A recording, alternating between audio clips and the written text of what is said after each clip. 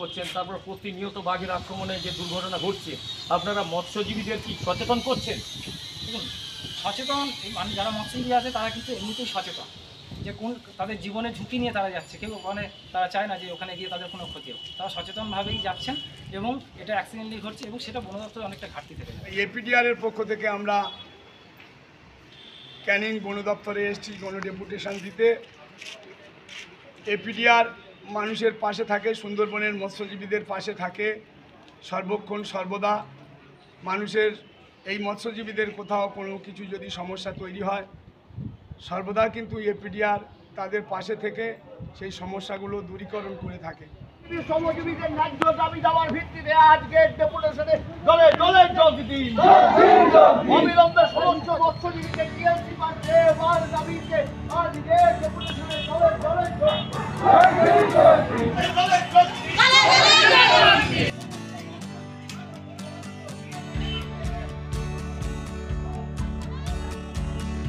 সুন্দরবনে বাঘে আক্রান্তদের ক্ষতিপূরণ ও সরকারি একাধিক সহায়তা দ্রুত দেওয়ার দাবিতে ডেপুটেশন জমা দেওয়া হলো এপিডিআরের সহায়তায়। কুলতলি এলাকার একাধিক মানুষ আজ এপিডিআরের ডাকে ক্যানিং বন দপ্তরের অফিসে জড়ো হয়। বন দপ্তরের অফিসার ও কর্মীদের অবহেলা ও অত্যাচারে সুন্দরবনের মানুষ আজ চরম ক্ষুব্ধ। আজকের ডেপুটেশনে গণজমায়েত করে তারা সেটা বুঝিয়ে দিয়েছেন।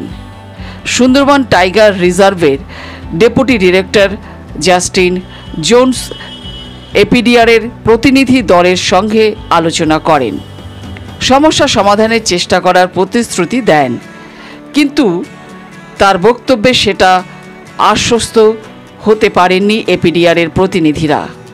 আরও বৃহত্তর লড়াই ছাড়া দাবি আদায় হবে না, এটা তারা বুঝে গেছেন পরিষ্কার। নির্দিষ্ট সময় অপেক্ষা করে লাগাতার আন্দোলনে নামার প্রস্তুতি নেবে এপিডিআর। মাসে 11 তারিখে কুলতলির বাসিন্দা আবুল আলী মোল্লা তার সমুদ্রে মাছ কাঁকড়া ধরতে গেলে, নদী খাড়িতে মাছ কাঁকড়া ধরতে গেলে সেখানে বাঘের আক্রমণে বাঘ তাকে তুলে নিয়ে যায় জঙ্গলে, এবং পরবর্তীকালে বন দপ্তরকে পরিবার থেকে তাদের জানানো হলে সেক্ষেত্রে তারা 1 সপ্তাহ পরে ডেপুটেশন জানানোর পরে তারা 1 সপ্তাহ পরে তারা তথ্যানুসন্ধানে যায়, কিন্তু তথ্যানুসন্ধানে গিয়ে সেখানে তারা কিছু পায় না। সবথেকে বড় অদ্ভুত বিষয় যে এই যে নিখোঁজ হয়ে গেলেন আবুল আলী মোল্লা, বাঘের আক্রমণে বাঘটাকে তুলে নিয়ে চলে গেল, সেক্ষেত্রে যে পরিবারের যে বিধবা স্বীকৃতি, সেই স্বীকৃতিটুকুও পেলেন না। ক্ষতিপূরণ তো দূরস্থ যাক, সে আইনি জটিলতার মধ্যে যেখানে আটকে আছে।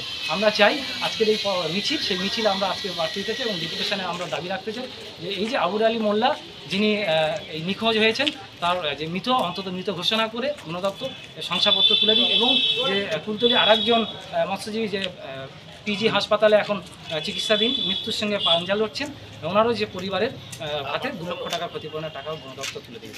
আর কি কি দাবি করছে?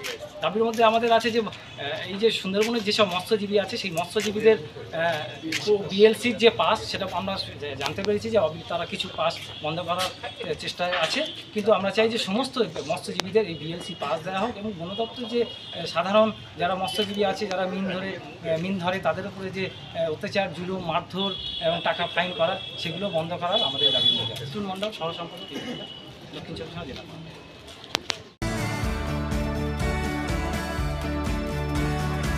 বাঘের দ্বারা আক্রান্ত পরিবারকে নিয়ে আমরা ক্যানিং রেঞ্জে এসেছিলাম, কারণ গত 11ই জুলাই 2024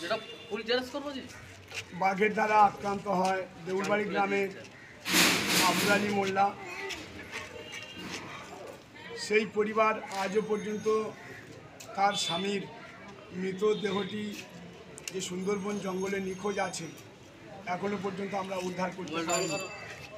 সেই কারণের জন্য আমরা ক্যানিং বন দপ্তরে এসেছিলাম, যাতে তার স্বামীর নিখোঁজ দেহটি তার হাতে শনাক্ত করে তুলে দেয়, এবং পরবর্তীকালে সরকারিভাবে সরকারের নিয়ম পদ্ধতি অনুযায়ী আর্থিক সাহায্য এবং পরিবারের একটা কর্মসংস্থান পাইয়ে দেওয়ার জন্য আমরা আজকের এখানে গণ ডেপুটেশন দিয়েছি এবং কর্মরত অফিসারদের সঙ্গে কথা বলেছি। তারা কিন্তু আমাদেরকে আশ্বাস দিয়েছেন তাদের ঊর্ধ্বতম কর্তৃপক্ষ তাদের সঙ্গে কথাবার্তা বলে যাতে একটা সরকারি কর্মসংস্থান এবং এই পরিবারের যে সরকারি আর্থিক সাহায্য যাতে পাইয়ে দেওয়া যায়।